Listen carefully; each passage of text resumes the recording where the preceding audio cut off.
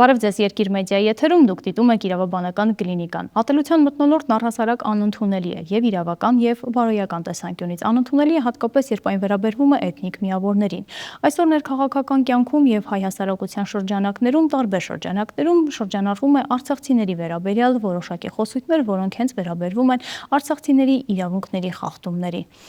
Թեմայի վերաբերյալ այսօր զրուցելու ենք արցախցի փաստաբան Ռոման Երիցյանի հետ։ Բարև ձեզ, պարոն Երիցյան, շնորհակալ եմ մեր հրավերն ընդունելու համար։ Բարև ձեզ, շնորհակալ եմ հրավիրելու։ Պարոն Երիցյան, վերջին շրջանում շատ հաճախ են թիրախում հայտնվում արցախցիները եւ հատկապես քննարկվում է Արցախը թողնելու, հեռանալու փաստը։ Իրավական տեսանկյունից ինչ խնդիրներ է առաջացնում սա։ Ոչ միայն վերջին շրջանում 2023 թվականից ի վեր, կարելի է ասած նաեւ 2020 թվականից ի վեր արցախցիները հենց հայտնվում են այդ ձեր նշած թիրախների շրջանակներում, ինչ պայմանավորված է տարբեր հանգամանքներով, օրինակ արցախցիների կողմից իրենց այս կամ այն իրավունքը բարձրացնելու հանգամանքով, իրենց սոցիալական հատուցումների հանգամանքով պայմանավորված, այսինքն այն խնդիրներով պայմանավորված, որոնք նրանք առաջ են քաշում։ Եվ այստեղ պետք է եւ կարեւոր է արձանագրել ինքնին իրավապահ մարմինների կամ այլ լիազոր մարմինների արձագանքը այս կապակցությամբ։ Արձագանքը, եթե նկատում եք, զրոյական է։ Ու անգամ բացասական, ոչ միայն զրոյական, ինչ պայմանավորված է տարբեր հանգամանքներով։ Օրինակ տարբեր լրատվական դաշտերում տեղ են գտնում խոսույթներ եւ վիրավորական արտահայտություններ ուղղված արցախցիների հասցեն, եւ եթե սա իրավական առումով քրեական պատասխանատվության արժանանալ չի կարող, պայմանական վիրավորական խոսքը,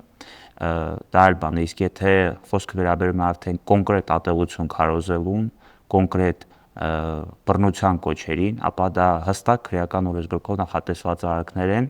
որոնց համար անձինք պետք է ենթարկվեն պատասխանատվության, բայց ինչպես նկատում եք, պատասխանատվության ենթարկելու կետ 1 դեպք 2023 թվականից ի վեր մենք չենք ունեցել։ Չնայած խոսույթները այնքան բազմազան են, որ նկատելի են ոչ միայն իրավաբանների, այլ նաև հասարակության ցանկացած ներկայացուցիչի համար, այդ թվում նաև լրատվական միջոցների համար։ Ես որպես այդպեսին կարող եմ դեպք հիշեցնել, այ օրինակ խոսնակ լրատվականում բազմիցս տեղ գտած են տեղեկությունները եւ ինչ որ անծանոթ կանայք անվայել արտահայտություններ են հնչեցնում արցախցիների հասցեին, բայց դա դրած մի կողմ կոնկրետ ասում էին, որ օրինակ Գորիսի ճանապարհը պետք է փակվեր, որպեսզի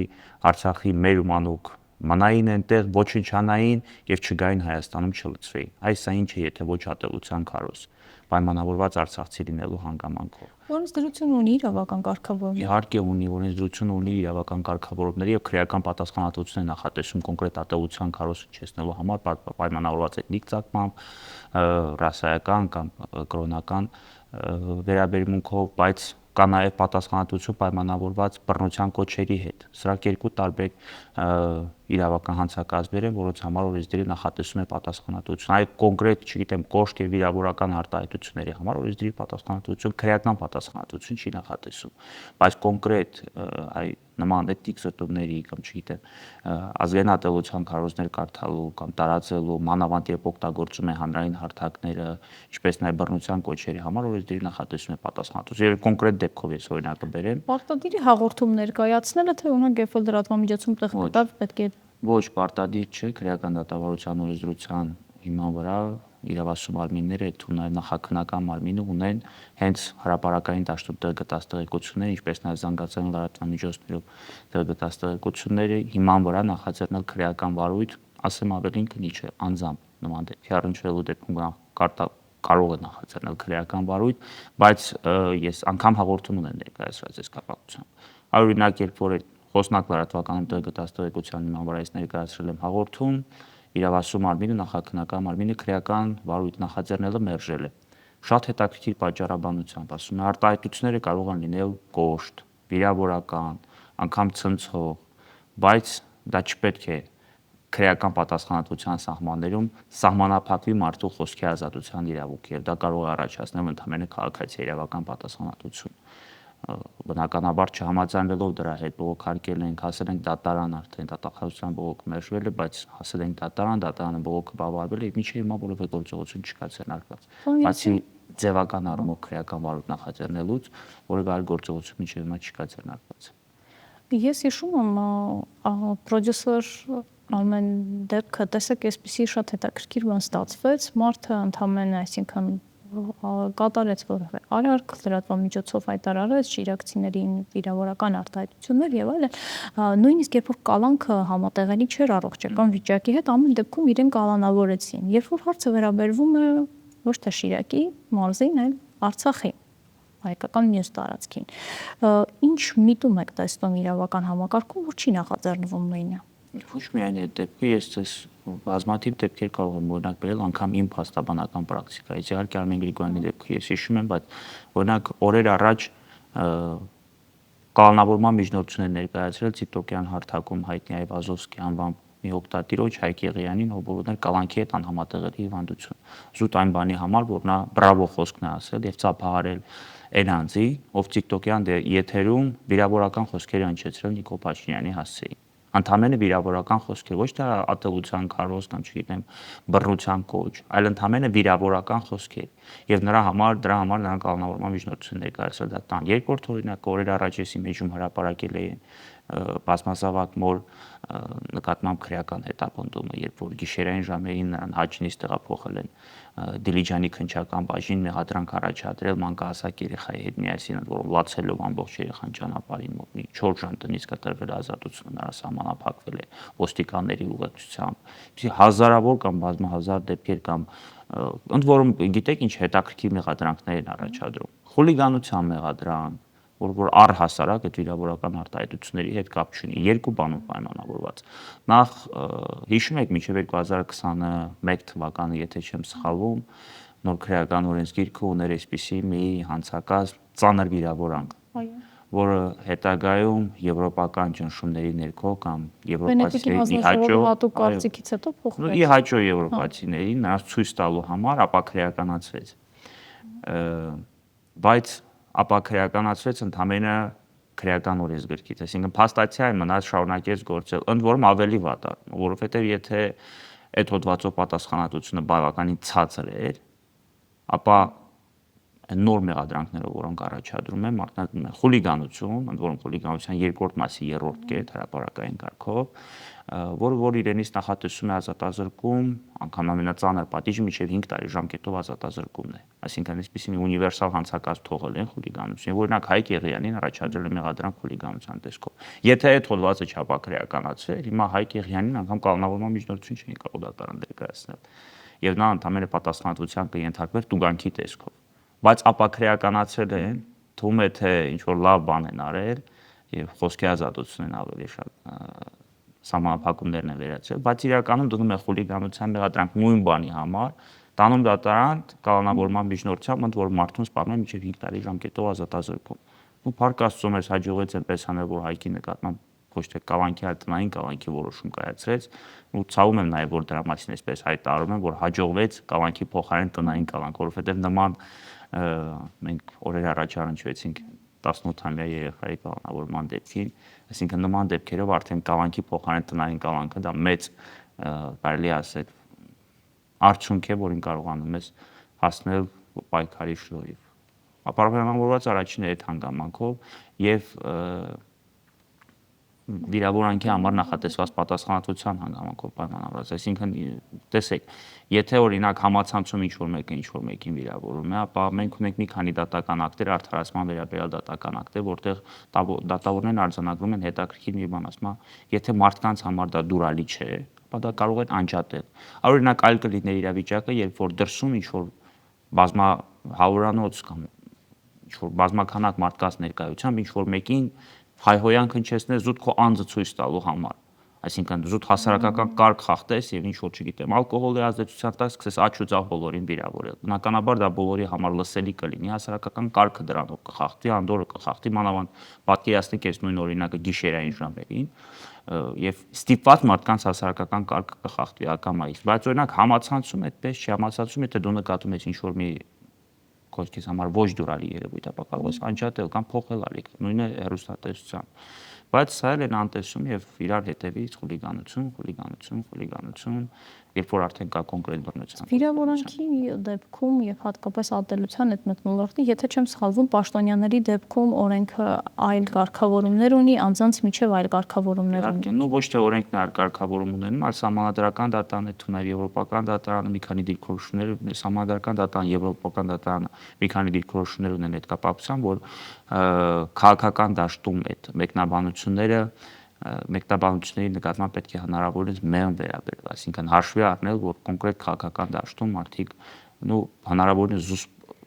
դրսևորում ցույց տալ չեն կարող։ Օրինակ այլ իրավիճակ, բայց գիտեք հետաքրքիրը որն է, որ մենք խոսում ենք քաղաքացիական իրավական հարաբերություններից։ Այսինքն վիրավորանքի կամ թեկուզ զրպարտության համար օրենսդիրը նախատեսում է պատասխանատվություն քաղաքացիական իրավական պատասխան։ Այդ նույնը չէ իրավիճակը, երբ որ դու վիրավորում կամ զրպարտում ես դատավորին, դատախազին, քննիչին, նախաքննական մարմնի ներկայացուցիչին, հետաքննության մարմնի ներկայացուցիչին, դե նույնը չէ իրավիճական, որում կապված իր գործառույթային պարտականությունները իրականացնելու հետ։ Բայց երբ կոնկրետ քաղաքական դաշտում գործող անձի, օրինակ վարչապետի, նախարարի, չգիտեմ, ինչ որ իշխանության այլ ներկայացուցիչի նկատմամբ վիրավորական խոսքեր ես հնչեցնում, եւ դա կատարում ես ընդհանրապես քո քաղաքական խոսքը կամ քո քաղաքական դիրքորոշումը արտահայտելու նպատակով, ապա դա երբևէ իրենից քրեական պատասխանատվություն ներկայացնել չի կարող։ Բայց այսօրվա դրությամբ երևի կոնկրետ իմ մասնակցությամբ գործերի զգալի հատվածը նվիրված է հենց դրանց։ Վերջին ժամանակահատվածում մանավանդ շատացել են գրկում եմ օրինակ այդ բազմազավակ մոր դեպքը, Հայկ Եղիյանի դեպքը, Ալբերտ Արստամյանի խնձոր նետող պապիկի դեպքը, խուլիգանության մեղադրանքը առաջադրվեց ամբողջ տանով, ցեղով, խոզարկություններ, բերման ենթարկելու գործողություններ, վերջում դատարանը արդարացրեց։ Բողոքարկեցին վերաքնիչներ թողեցին։ Իրավաչափ եւ որքանով են համապատասխանում ժողովրդավարության կանոններին։ Իրավաչափության մասին այստեղ խոսելն անգամ ավելորդ է, ես այստեղ ավելի շատ կխոսեի խտրականության մասին։ Այ տեսեք, ախր նույն վերաբերմունքը իրավաչափ չէ պայմանավորված երկու հանգամանքով։ Նախ որևէ մեկի պարագայում այդպիսի վերաբերմունք դրսևորվել չի կարող, բայց անգամ նույնանման վերաբերմունք չի դրսևորում հակառակ դեպքում։ Ես օրինակ բերեցի, հիմա տեսեք, արցախցիներին մուտքը Հայաստանի Հանրապետություն արգելելու նպատակով պետք է Գորիսի ճանապարհը փակեին, որպեսզի մեր ու մանոկ մնային այնտեղ ու օգտագործում են սատկեին բառը, որպեսզի Հայաստան չգային։ Մի դեպք, երկրորդ դեպք մարդը ընդամենը ասում է, չգիտեմ, ինչ-որ վիրավորական խոսքեր է հնչեցնում Հայաստանի Հանրապետության վարչապետի կամ Նիկոլ Փաշինյանի կամ չգիտեմ իշխանության ցանկացած մի ներկայացուցիչի հասցեին։ Օրինակ, որ այս երկու դեպքերը համեմատում եք, որը պետք է պատասխանատվության արժանանա։ Կամ երկու պարագայում մենք ունենք նախաձեռնված քրեական վարույթ։ Լավ, մեկին մենք հասանք դատական պատասխանատվության արժանանա։ Մեկին, եթե խոսում ես տրամաբանական տեսանկյունից, այո, բայց այս դեպքում իմ վերած արցախցիների օրինակում մենք քրեական վարույթ նախաձեռնելու որոշում չունեցանք, դատական ճանապարհով հասանք դրան, մինչև հիմա որևէ գործողություն չկա ձեռնարկված։ Ընդհանրապես որևէ գործողություն չկա ձեռնարկված։ Ոչ մի բան չեն արել այդ գործով։ 1 տարուց ավել է քրեական վարույթ արդեն նախաձեռնված, որևէ գործողություն չկա։ Իսկ մեկը համարձակում է Փաշինյանի հասցեին ինչ որ վիրավորական մեկնաբանություն գրել, կամ օրինակ Հայկ Եղիյանն առաջադրված մեղադրանքում մի թիվսալոց խոսում էր նաև այն մասին, որ նա թույլ է տվել իր էջում վիրավորական արտահայտություններ կատարել։ Ինք չէ, այսինքն դու եթե քո էջում տեսնում ես բացասական մեկնաբանություն, ապա պետք է ջնջես։ Սրա համար ոչ միայն մեղադրանք են առաջադրել, հապճեպ կայծակնային արագությամբ, այլ նաև կալանավորման միջնորդություններ կայացրել դատարան։ Եվ տնային կալանքի որոշումը, երբ որ դատարան է տվել, բողոքարկել են վերաքննիչ դատարան։ Դատական պրակտիկան ինչ է ուշում, դատավորները այս մասով ինչ տրամադրվածություն ունեն, համատարած գնում են կալանքի, ավելի մեղմ են մոտենում, ի վերջո խոսքի ազատությունը հաշվի առնվում է որոշումներում։ Ես կրկնում եմ, ես շատ մեծ ցավով եմ հայտարարում, որ նման հանցագործություններով կալանքի միջնորդությամբ փաստաբանի գործողությունների շնորհիվ հասնել այն արդյունքի, որ դատավորը կիրառի ոչ թե կալանք, այլ տնային կալանք, սա արդեն մեծ հաղթանակ է։ Անկամ տնային կալանքը մեծ հաղթանակ է։ Իհարկե դա անթույլատրելի է։ Սա միջանկյալի մասին։ Ունենք նաև դատավորներ, որոնք անկախ առանց ճնշումներից եւ այլ գործողություններից միանգամից նման միջնորդություններ են մերժում։ Ես ունեցել եմ նաև դեպք, երբ որ հիմնավոր կասկածի բացակայությամբ է մերժել կալանքի միջնորդությունը։ Բայց հետաքրքիրը այն է, որ անգամ այն դատավորները, որոնք կալանքի միջնորդությունները բավարարում են եւ պատահական թե զուգադիպմամբ հետագայում հենց վերջնական դատական ակտը իրենք են կայացնում այդ գործով, այսինքն երբ որ քրեական վարույթ արդեն քրեական գործ է դառնում եւ տեղափոխվում դատարան, վերջում դատարանը կայացնում է վերդիկտ, դատավորներն արդարացնում են։ Այսպիսի սրանց նպատակը ընդհանրապես միջանկյալ անձին կալանավորելը, կալանքը որպես պատիժ օգտագործելը, նրան ինչ որ ռեպրեսիաների ենթարկելը, հետագայում այս ամեն ինչի մասին այս եղանակով խոսելը եւ այլ անձանց վախեցնելը, որպեսզի հրապարակային դաշտում նրանք լինեն անգելներ։ Անձինց, որոնց ոչ մեկ չի վիրավորվում, ոչ մի բան չի ասում, նա մի քանի հոգի են վիրավորվում, են պատասխանատվության են ենթարկվում, հետագայում մնացածները վախենում եւ որևէ գործողություն չի ընձեռնվում։ Մենք նաև ականատես ենք լինում այդ ձերբակալությունների բերման ենթարկելու, բաժին ներկայացնելու տեսանկարահանումներին ոստիկանության ուժի կիրառմամբ։ Չգիտեմ, ենթադրենք Նարեկ Սամսոնյանի դեպքը, երբ որ վերցնենք, երբ որ անձը ի վերջո համաձայնվում է ներկայանալ վարույթ իրականացնող մարմնին եւ ասում է ես գալիս եմ ձեզ հետ, չի փախնում, որ խնդիր չկա։ Որքանով է իրավաչափ նրա նկատմամբ ուժի կիրառումը եւ որքան պետք է լինի օրենքի թույլատրելիության սահմանը որտեղ է։ Նայեք Սամսոնյանի որ դեպք, երբ որ նրան գետնին տապալել եւ ձեռքերը ոլորած տանում են, երբ որ ինքը բարձրաձայն գոռում էր, որ թողեք ես ձեզ հետ հանգիստ գալիս եմ։ Ես այսպեսի մի դեպք ունեցել եմ հարազատ եղբորս հետ կապված։ Այն նմանատիպ ես մի դեպք ունեցել եմ, որ եւս բավականին մեծ հանրային հնչեղություն է ստացել։ Ուրեմն, եղբայրս ավտոմեքենան կայանել է երկրորդ շարքում։ Բարեկային ծառայողի կողմից այդ կապակցությամբ նրա նկատմամբ վարչարություն իրականացնելու ընթացքում նրանց միջև վիճաբանություն է առաջացել։ Թե վիճաբանություն, որ կարևորին կարելի է լուծում տալ, ընդ որում լուծում պետք է տալ հենց բարեկային ծառայողը, որովհետև վերջինս հանրային ծառայողը կաշկանդված հանրային ծառայողի վարքագծի կանոններով, ինչպես նաև բարեկային ծառայության կանոնագրքով, վերջինս իր եսը առաջ տալու նպատակով, ընդ որում իմ համար ակնհայտ պայմաններին չարաշահելով էլ ծառայողական լիազորությունները, փորձել է եղբորը ձերբակալել եւ տեղափոխել ոստիկանության բաժին կասկածանքով, որ իր մոտ կա սառը զենք եւ նա իր մոտ կարող է պահել թմրանյութ։ Բնականաբար եղբայրս դրան դեմ է եղել, բայց ասել է, եթե այդպիսի կասկածանք ունեք, խնդիր չկա, ձեր հետ գալիս են բաժին։ Փորձել են ձեռնաշխտաններ հագցնել, ինչին բնականաբար վերջինս հակազդել է։ Պապալել են գետնին մի քանի բարեկային ծառայողներով։ Արդյունքաբեր գազ լցրել նրա դեմքին, անգամ մի քանի անգամ հարվածել, որից հետո արդյունքաբեր գազ լցված այլ լրիվությամբ, չգիտեմ, գրեթե անշարժ վիճակում արդեն ձեռնաշխտաններ գցել, տարել եւ ոստիկանությունը այսպես ասած գցել։ Ընդ որում այդ փաստի արդիվ հետագայում նա ոստիկանությունում խուզարկվեց, պարզվեց, որ ոչ մի սառը զենք, ոչ մի բան ընդհանրապես իր մոտ չկա, եւ նրան մեղադրանք առաջադրվեց իշխանության ներկայացուցիչի նկատմամբ բռնություն գործադրելու պայմանավորված ծառայողական գործառույթների դեմ։ Դատարան ներկայացվեց կալանքի միջնորդությունը լրիվությամբ մերժվեց, հետագայում երկրորդ միջնորդությունը ներկայացրին, երկրորդ միջնորդությունը եւս մերժվեց, բարիկների նկատմամբ նախաձեռնվեց քրեական վարույթ, որը հանգուցալուծում այդպես էլ դրական չստացավ, այսինքն կարճվեց եւ հետաքրքիր է այստեղ գիտեք որն է բարեկային ծառայողին երբ որ հարցնում ես ասում ես առերես հարցակնության ժամանակ փակված արդեն քրեական վարույթ ասում ես լավ ինչի՞ց է ձեր մոտ առաջացել իր մոտ սառը զենք պահելու կասկածանք կամ իր պատասխանները մեկը մյուսի հետ չէին բռնում հիմա ես քո պատասխանը չկա ասում իր հարցի հետ բռնում այսինքն ինչ կապ ունի դա հիմա ասածս ինչի համար է նրանք այդ մարդիկ գիտեն այն, սա նաև ոստիկանության իրավագիտակցության ցածր աստիճանի մասին է խոսում, որ ոստիկանության ծառայողները կարծում են կամ սխալման մտածում են, որ բոլոր դեպքերում, երբ որ անձին ձերբակալում են, ապա պետք է պարտադիր ձեռնաշխտահարցնեն։ Առանց հաշվի առնելու, որ ձեռնաշխտաներակցությունը հատուկ միջոց է, որ ոստիկանության մասին օրենքով կոնկրետ թվարկված են դեպքեր, երբ դու կարող ես ձեռնաշխտաներակցնել մարդկանց նկատմամբ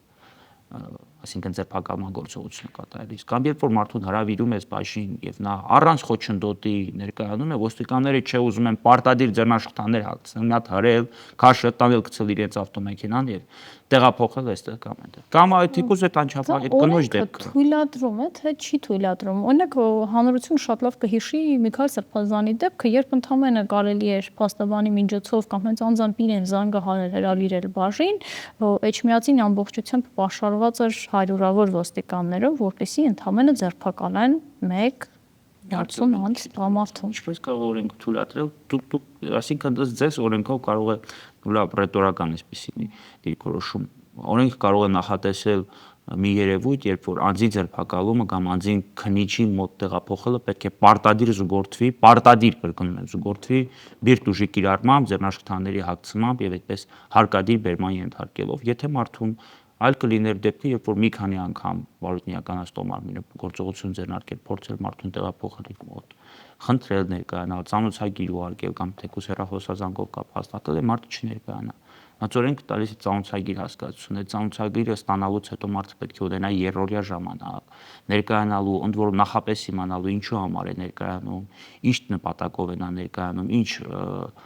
գործողության մեջ է փաստացի վերջինս մեղադրում, կամ եթե վկայի կարգավիճակով, ապա ինչ քրեական վարույթի շրջանակներում վերջինս պետք է հարցականվի, բայց ոչ, այ դուք Միքայել Սրբազանի օրինակն եք բերում, ես դրան զուգահեռ բազմազավակ կնոջ օրինակը բերեմ, երբ որ գիշերվա ժամերին նրան 5 երեխաների ներկայությամբ մեկ մանկահասակ երեխային լացելով նրա հետ տեղափոխել են Հաչնից Դիլիջան, երբ որ կարելի էր ընդամենը եթե անգամ այդ կնոջ նկատմամբ այդպիսի քրեական վարույթ է նախաձեռնել, ապա տալ ծանոթագիր եւ խնդրել ներկայանալ քննիչի մոտ։ Եվ այդ կինը կներկայանար, բնականաբար կներկայանար, որ մի փաստաբան հետ կխորհրդակցվեր, այդ փաստաբանը կասեր, դե գիտես,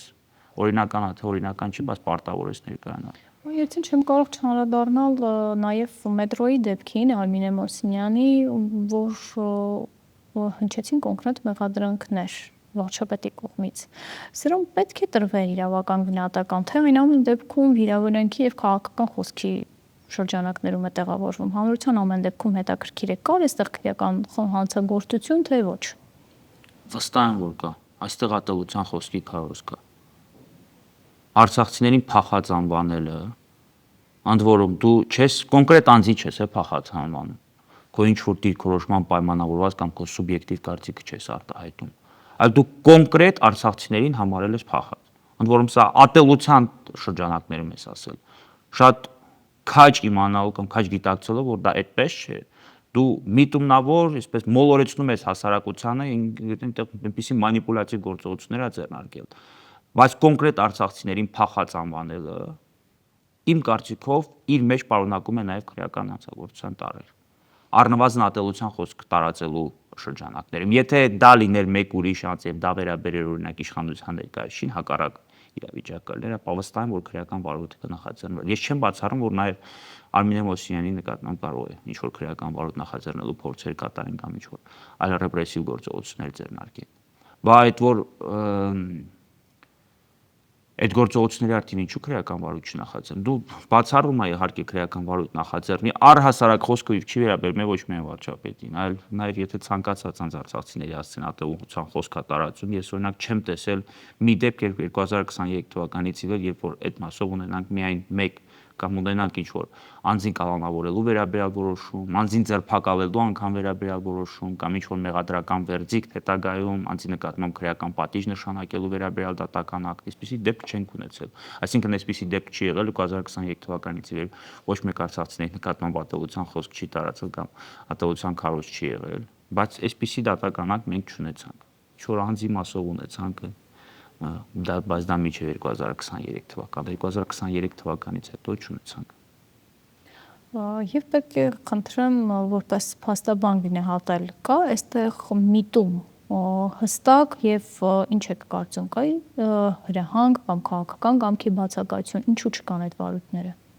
Կոնկրետ արցախցիների նկատմամբ ատելության խոսքի, որովհետեւ դա կարծում եմ բոլորի համար ակնհայտ է արցախցիների զգալի հատվածը, եթե ոչ մեծամասնությունը, զգալի մեծամասնություն, եթե ոչ ամբողջ արցախցիների ակնհայտ բացասական վերաբերմունք ունի Հայաստանի Հանրապետության իշխանության նկատմամբ։ Ընդ որում արցախցիների մանիպուլացնելը մի քիչ այդպես հեշտ չէ, էլի ասես, գիտես, մենք ամենաշատն ենք արել արցախցիների համար, մենք էս ենք արել, մենք ամենաշատ ներդրումներն ենք կատարել եւ այլն։ Արցախցիները բոլոր ունեն բացասական վերաբերմունք գործող իշխանության նկատմամբ եւ դա անթակույց արտահայտում են։ Այսինքն բոլորը ունեն, ոմանք անթակույց արտահայտում են, ոմանք էլ ուղղակի քաղաքական ռեպրեսիաներից խուսափելով փորձում են դրա մասին լռել, փորձում են առնվազն դրա մասին լռել եւ սրանով էլ պայմանավորված է ներկայիս վիճակը։ Ընդ որում արցախցի թե պաշտոնատար անձինք, թե համայնքի ղեկավարները, թե Արցախ հանրապետության նախագահը, թե ազգային ժողովի պատգամը բոլորն կարծես բոլորն էլ ունեն անտակույց բացասական վերաբերմունք իշխանության նկատմամբ։ Իսկ իշխանության նկատմամբ բացասական վերաբերմունք ունենալը իշխանության թիրախը դառնալու եւ ռեպրեսիաների թիրախը դառնալու թիվ 1 դրդապատճառն է։ Բարի, շնորհակալ եմ արդյունավետ զրույցի համար։ Ես հիշեցնեմ, որ իմ հյուրներ արցախցի փաստաբան Ռոման Երիցյանը, մենք զրուցում էինք արցախցիների իրավունքների, թիրախավորման եւ հատկապես նրանց նկատմամբ պատերության խոսքի տարածման, նրանց քրեական վարույթների մասին։ Շնորհակալ եմ իրավաբանական կլինիկայի հետ լինելու համար։